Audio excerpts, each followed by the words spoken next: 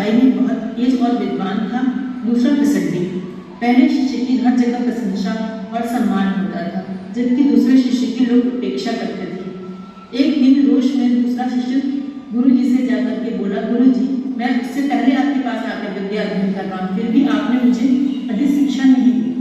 गुरु जी थोड़ी देर मौन रहने के बाद बोले, पहले तो एक कहानी सुनो। एक यात्री था, वह कहीं जा रहा था। रास्ते में उसे प्यास लगी। थोड़ी दूर पर उसे कुआं मिला। कुएं पर बाल्टी तो थी, लेकिन रस्सी नहीं थी, इसलिए वह आगे बढ़ गया। थोड़ी देर बाद एक दूसरा यात्री उसी कुएं के पास आया।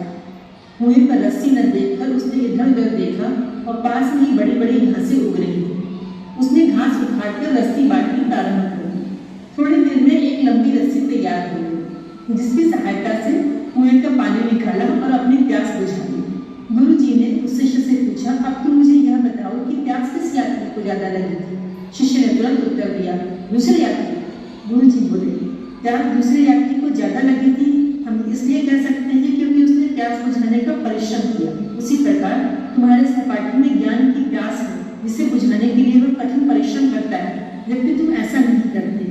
इस प्रकार शिष्य को अपने प्रश्न का उत्तर मिल गया था, वह भी अब कठिन परिश्रम में जुट गया। तो दोस्तों, कैसी लगी आपको कहानी? अगर आपको हमारी कहानी पसंद आती है तो हमारे चैनल को like. Good morning, everyone.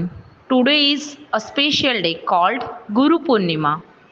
It's a day to say thank you to our teachers. What teachers do? Our teachers are like our friends.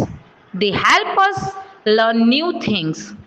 So let's all say thank you to our teachers for being so wonderful. They help us learn and grow every day. Thank you, teachers, for everything. Happy Guru Purnima!